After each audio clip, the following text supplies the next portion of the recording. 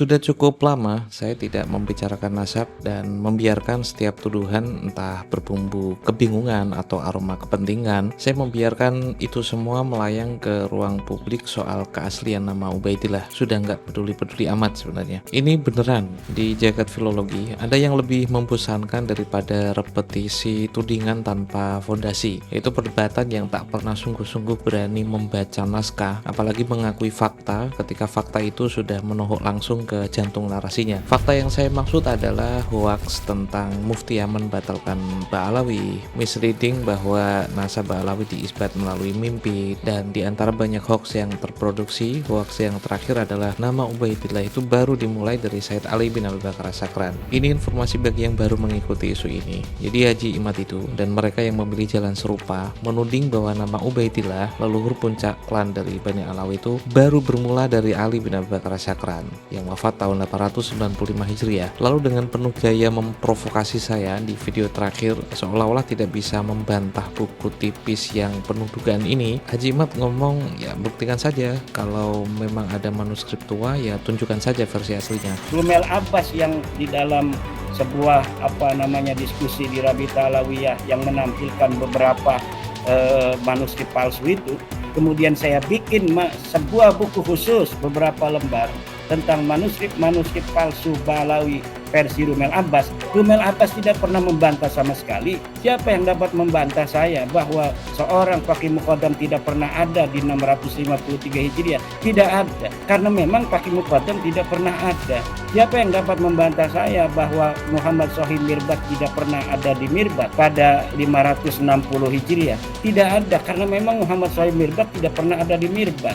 Semua dalil-dalil Ba'alawi itu tentang nasab dan sejarahnya semuanya hanya ada di abad 9 ketika diciptakan oleh Abu Bakar As-Sakran, Ali bin Abu Bakar As-Sakran. Sebelumnya tidak ada, dan sampai saat ini tidak ada yang bisa membantah. Tentang ilmu nasab tidak ada yang bisa bantah, tentang DNA tidak ada yang bisa bantah, tentang ilmu sejarah tidak ada yang bisa bantah.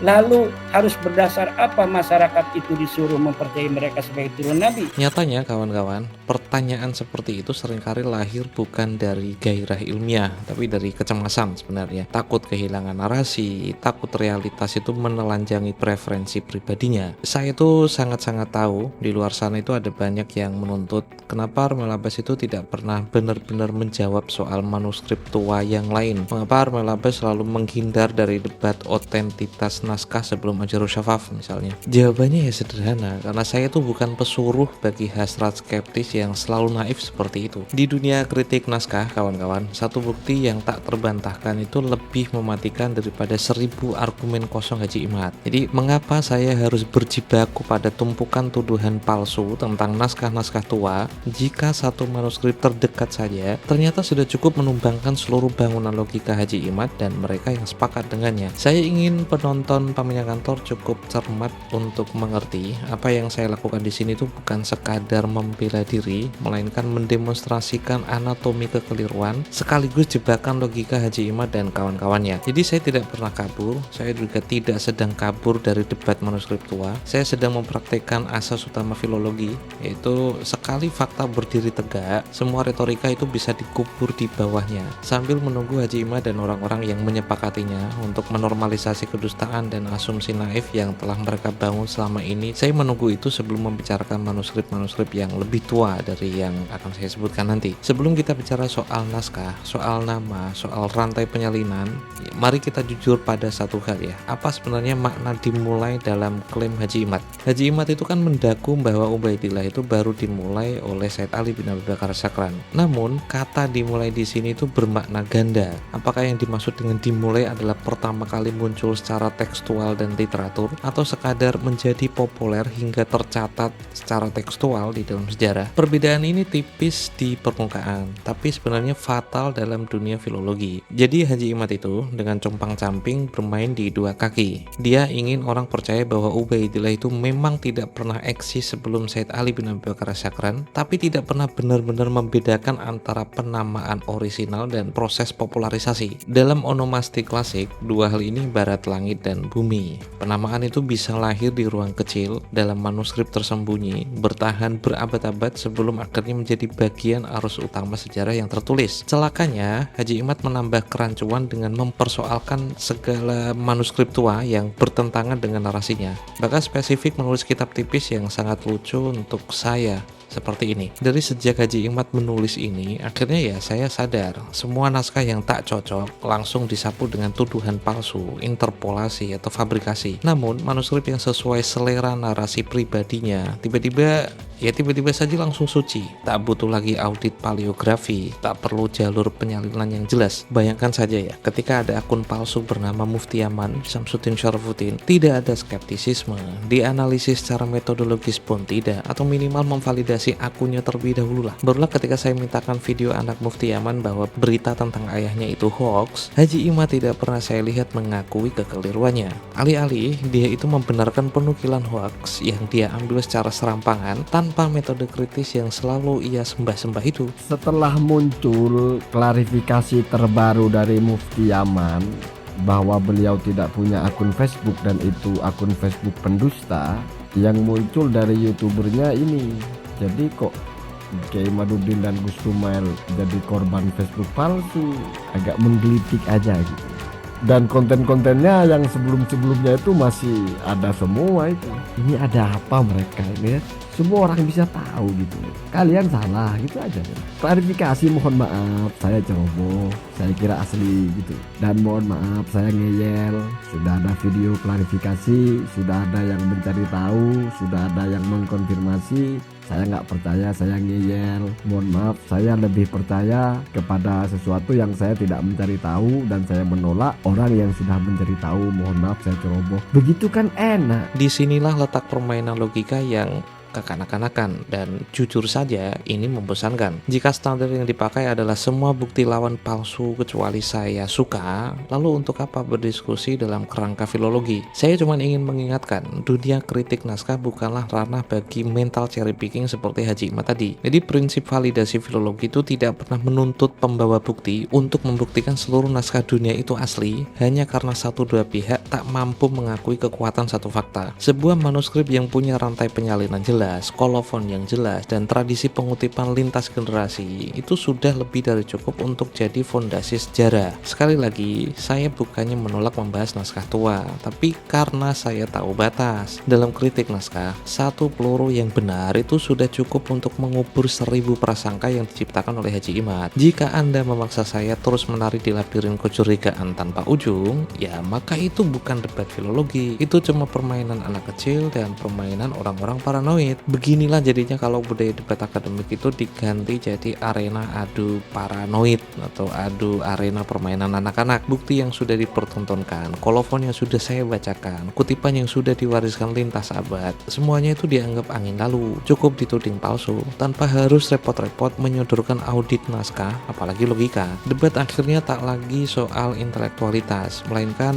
siapa paling keras berteriak saya curiga, padahal kecurigaan tanpa argumen itu hanya kebisingan yang menyingkirkan kecerdasan mereka sendiri. Maka pencarian kebenaran itu berubah jadi teater absurd di mana data itu dipenjara dan narasi akhirnya ya jadi raja. Dalam dunia seperti ini, sejarah dan fakta itu bukan untuk ditemukan, tapi untuk dibunuh setiap kali tidak sesuai dengan selera mereka. Jika paranoid semacam ini terus didiamkan, ya lambat laun yang tersisa cuma reruntuhan intelijensia, sementara ilmu pengetahuan mati pelan-pelan dicekik oleh retorika tanpa akal. Sekarang mari kita bicara tentang bahasa yang hanya dikenal dalam gelanggang filologi, yaitu bukti keras, bukan dugaan. Saya tidak datang dengan rumor, saya datang membawa manuskrip Ajurus Syafaf. Salinan tertua yang saya pegang memang bertahun 1200, namun seluruh dunia kritik naskah itu tahu bahwa umur fisik manuskrip itu bukan satu-satunya ukuran. Yang lebih penting adalah data internal, yaitu kolofon yang menegaskan tahun penulisan, rantai penyalinan yang jelas, dan tentu isi teks itu sendiri. Apa yang membuat Ajurus Syafaf itu begitu berbahaya bagi narasi Haji Imad hingga akhirnya manuskrip terdekat dengan Ali bin Abi Bakar As-Sakran ini langsung dituduh palsu. Tercatat tegas di dalamnya bahwa naskah ini itu kan selesai ditulis pada tahun 820 Hijriah, tahun di mana Sayyid Ali bin Abi Bakar As-Sakran itu bahkan belum bisa membaca, baru berusia 2 tahun. Dan di antara lembaran itu terang benderang tertulis nama Ubaidillah, bukan sekadar sepenggal kalimat, bukan kisah lisan yang baru dikarang belakangan, tapi bagian organik dari teks. Jadi saya menantang siapa saja, tunjukkan di mana interpolasi itu terjadi, buktikan secara paleografi atau kodikologi, dan saya siap menanggapi jika memang ada yang mampu melakukannya. Tapi kan hingga hari ini yang datang itu kan hanya tuduhan, bukan pembuktian. Oke, selanjutnya saya sudah bisa menebak jurus selanjutnya. Itu kan hanya salinan baru dan mungkin terinspirasi dari kakeknya Ali bin Abi Bakar As-Sakran, yaitu Abdurrahman As-Segaf. Maka saya hadirkan Mbah Makhramah yang wafat pada tahun 947 Hijriah. Jadi usianya itu lebih tua dari manuskrip tertua yang saya miliki. Dalam karya Qiladatun Nahr, Mbah Makhramah itu kan mengutip Ajurus Syafaf secara verbatim berkali-kali, termasuk penyebutan nama Ubaidillah. Beberapa kutipannya sama persis. Sekadar contoh, kutipan pertama sama persis, tidak ada yang berbeda. Kutipan kedua tidak ada yang berbeda. Kutipan ketiga tidak ada yang berbeda. Semuanya nyaris sama dan signifikan. Dengan kata lain, jauh sebelum saya atau siapapun menemukan salinan tahun 1280 atau yang terbaru sekalipun, isi Ajurus Syafaf itu sudah beredar, sudah dikutip dan diakui oleh otoritas ilmiah di masa lalu. Dalam filologi, ini yang disebut dengan terminus antequim, yaitu batas pasti bahwa sebuah istilah, nama atau tradisi itu sudah eksis sebelum waktu tertentu. Jika Ubaidillah sudah muncul di Ajurus Syafaf yang ditulis tahun 820 Hijriah dan dikutip Mbah Makhramah yang wafat tahun 947 Hijriah, maka klaim bahwa nama itu baru dimulai oleh Ali bin Abi Bakar As-Sakran adalah dongeng yang gagal menyesuaikan diri dengan fakta. Saya tidak akan menuruti hasrat debat tanpa ujung karena satu fakta ini saja sudah cukup menghancurkan segalanya. Dan saya dapati kalimat dimulai tahun 855 itu masih digaungkan sampai sekarang. Ratusan tahun setelah orang yang dianggap bernama Faqih Muqaddam itu ada 653, baru ditulis tahun 895 Hijriah. Siapa yang dapat membuktikan bahwa Ubaid itu makamnya di Yaman lah? Tidak ada, kecuali hanya rekayasa belaka. Karena Ahmad bin Isa adanya 345 Hijriah, Ubaid 383 Hijriah. Sebelumnya tidak pernah ada kuburan di situ sampai beratus-ratus tahun. Kemudian pada 895 Hijriah baru disebutkan dia wafat di Yaman, dimakamkan di Yaman. Sebelumnya tidak ada. Namun saya tahu lawan itu selalu mencari celah. Bagaimana saya yakin kalau salinan yang saya pegang itu benar-benar merepresentasikan naskah asli? Bagaimana bila terjadi fabrikasi di tengah rantai penyalinan? Maka mari saya ajak kalian menelusuri jejak, bukan hanya membaca satu manuskrip, tapi membedah pohon silsilah naskah, yaitu Stematologia. Pohon naskah Ajurus Syafaf itu sangat sederhana, tapi sebenarnya ini kokoh. Teks aslinya ditulis tahun 820 Hijriah, lalu disalin ulang berkali-kali hingga sampai ke tangan saya di abad ke-13 Hijriah. Pada dasarnya, keistimewaannya itu terletak pada rantai otoritas eksternal, yaitu Mbah Makhramah, seorang ulama besar abad ke-10 Hijriah, lebih tua dari manuskrip saya, mengutip isi Ajurus Syafaf sebelum salinan saya eksis. Ini yang disebut dengan verifikasi silang. Kutipan Mbah Makhramah itu menjadi cabang independen yang membuktikan bahwa isi utama Ajurus Syafaf benar-benar sudah beredar luas sebelum masa saya, bahkan sebelum masa Ali bin Abi Bakar As-Sakran. Prinsip stematologi adalah sederhana namun tak kenal kompromi. Semakin banyak rantai penyalinan dan kutipan eksternal yang bersesuaian, verbatim dan persis, maka semakin kecil kemungkinan terjadi fabrikasi besar-besaran tanpa jejak. Jika kalian ingin membantah, maka kalian harus membuktikan bahwa seluruh jalur penyalinan dari tahun 820 sampai ke Mbah Makhramah hingga ke salinan saya penuh dengan rekayasa, penuh dengan fabrikasi, dan penuh dengan interpolasi. Dan hampir saya pastikan itu pekerjaan yang nyaris mustahil. Apalagi setelah saya bandingkan beberapa salinan, baik yang ditulis tahun 1200-an maupun 50 tahun yang lalu, isinya itu sangat identik. Saya ingin menyampaikan ini kepada para penggugat ya. Kalau kalian itu mewajibkan setiap naskah harus steril dari segala kemungkinan interpolasi sejak abad ke-9 hingga sekarang, logika itu akan meruntuhkan seluruh sejarah penyalinan dalam Islam. Karena tidak ada satupun karya klasik yang akan selamat dari standar absurd seperti itu. Satu naskah Ajurus Syafaf, satu kutipan eksternal yang kuat dari Mbah Makhramah adalah fondasi utama dalam kritik naskah. Jadi jika fondasi ini sahih, semua retorika di atasnya kan akan roboh. Jika Haji Imad mau bermain di gelanggang filologi, ya mainkan dengan aturan mainnya. Ajukan saja bukti, bukan sekadar tuduh-menuduh atau memalsu-malsukan manuskrip. Pada akhirnya saya itu bukan penambal celah bagi paranoid sejarah, bukan pesuruh untuk menghibur tuduhan yang lahir dari ketakutan seperti Haji Imad menghadapi banyak sekali fakta telanjang di hadapan matanya. Dalam dunia filologi, satu bukti yang kokoh seperti tadi itu lebih berharga daripada lautan retorika tanpa fondasi yang disusun oleh Haji Imad. Maka, jika debat mau diteruskan, ya mari bertarung di medan yang benar. Bawa bukti, bawa naskah, bukan bawa asumsi dan juga sensasi. Silakan ajukan argumen, bukan kecurigaan. Karena di dunia kritik naskah itu, kebisingan Anda semua hanya akan terkubur oleh satu suara, yaitu suara data. Data saya Romal Abbas, ini Pak Menjangan. Terus sampai jumpa.